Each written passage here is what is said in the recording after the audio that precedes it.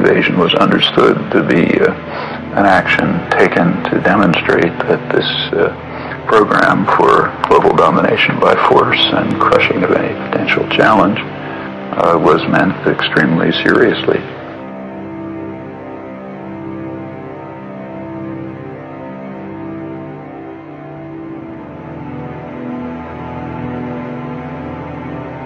And what did we see in the aftermath of September 11, 2001? Immediate action on all fronts. The Patriot Act was passed here in the United States without public debate, without any debate by Congress, just passed. It's a frontal assault on the Constitution. Attorney General Ashcroft moved aggressively after the attacks, expanding the executive branch's legal authority. Our assault on terror, our war on terror, allows us to justify and legitimate a whole bunch of things that I think are pretty scary and frightening. They can come into your home or my home, plant listening devices, take documents, photograph documents, tap the phone, and not tell you about it, and get away with it. Right now, as we talk, the Fourth and Sixth Amendments to the Constitution, to the Bill of Rights, are dead letters. Despite being a U.S. citizen, Jose Padilla has been held indefinitely in a naval brig in South Carolina. He's never been charged and hasn't seen a lawyer. This administration has, in effect, repealed key sections of the Bill of Rights. They've actually suspended habeas corpus in their Patriot Act. They have made indefinite detention possible. All of these things should be of the gravest concern to Americans.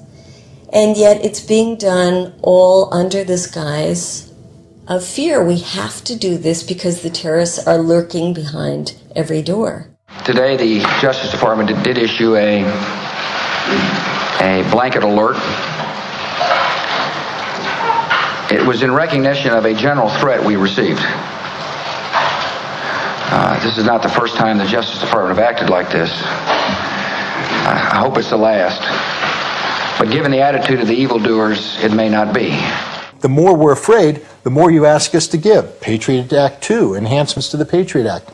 Now the budget's starting to be bankrupted. Billions flowing out of this country into a war on terror. More defense expenditures. And therefore, I've asked Congress for a one-year increase of more than $48 billion for national defense, the largest increase in a generation.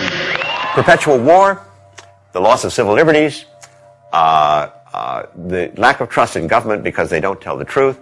These are outrageous and unpleasant political developments, but they don't necessarily spell the end of the United States. Financial bankruptcy does. To maintain the Bush administration's war doctrine, massive increases in military spending have been required. The United States now spends more than $400 billion annually on the military, 7 times as much as the next biggest spender, and nearly equal to what the rest of the world spends combined. Such vast expenditures on military machinery and war, together with the largest tax cuts in history, have driven the Bush administration's record budget deficits. They have also been responsible for deepening the national debt, which by the end of 2004 figures to stand at over $7 trillion, more than 3 times the size of the debt of the entire Third World. Foreign countries hold the notes on about 1/3 of this unprecedented U.S. debt. That money must be paid back. And that means somewhere down the road, Americans will pay taxes and get nothing. Debt is reaching forward to future generations, taking their wealth, bringing it onto current account and spending it. It's like if I mortgaged my home and used the money for crack or something, just some expenditure. Eventually, you're going to lose your home. The image and the rhetoric is tough America going it alone. The reality is in hoc, in-debt America begging others for money. The cowboy stopping occasionally with the horse, getting off the saddle, going to the Western Union, and wiring money to the rest of the world is not in a lot of Western films because it doesn't seem super cool, but that would be our cowboy. Our cowboy is going to have to hop off that horse periodically, by the way, the horse that he won't own, and make payments to whoever does own the horse, and the saddle, and the gun, and the boots, and the hat. The basis of U.S. economic strength today is the fact that the dollar is the reserve currency all over the world. That's a political phenomenon. Now, if tomorrow and I think it will occur tomorrow or the next day, these countries decide that that makes no economic sense for them. It never made political sense, but it makes no economic sense for them. Then the U.S. goes down the drain. I mean, it really goes down the drain in terms of a real reduction in standard of living and so forth. Over the next few years, if the neocons get their way, we're going to see increased money for the Pentagon, increased tax breaks for very wealthy people, and fewer dollars that are going to go to education, housing, healthcare, and other basic needs. Things that can't go on forever don't. What we're talking about right now is the rigged American economy can't go on forever, and it's not rocket science to say so. In a lot of ways, U.S. power in the world is collapsing. What these neoconservatives are trying to do is to compensate with military might and muscle and force what they're losing in terms of economic control. I'm a war president. I make decisions here in the Oval Office in foreign policy matters with war on my mind. They are people who want war forever. And this makes them much more like fascist movements than it does like conservative movements. One war after another, we become a warfare state. That is, the system is set up to go to war. We're going to find wars. We've already had two major wars, Iraq and Afghanistan. One of the major characteristics of the process of militarizing an entire society is going to be the glorification of war and of weapons.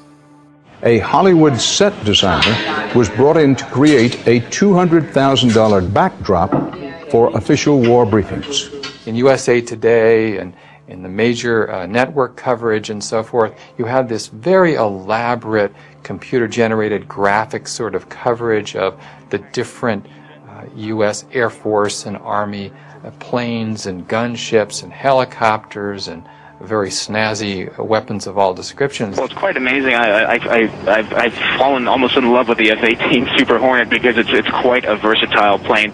There was really an idolatry there, a kind of gods of metal worship that again is an extreme perversion, I think, in human terms. 7 months after the bombing campaign, the Patent Office reports a flood of applications to use the phrase for products. There are filings to trademark golf clubs, action toys, coffee makers, even shock and awe condoms. And it's not enough for us to be told to accept this war. We're really encouraged to gain some kind of vicarious pleasure from it.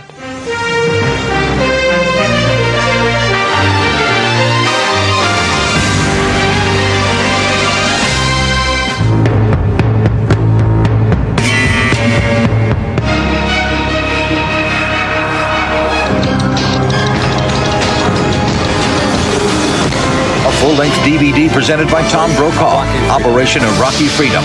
Log on to shopnbc.com and get it today. One of the most important roles of the news media is to make sure the American public never sees the effects of war.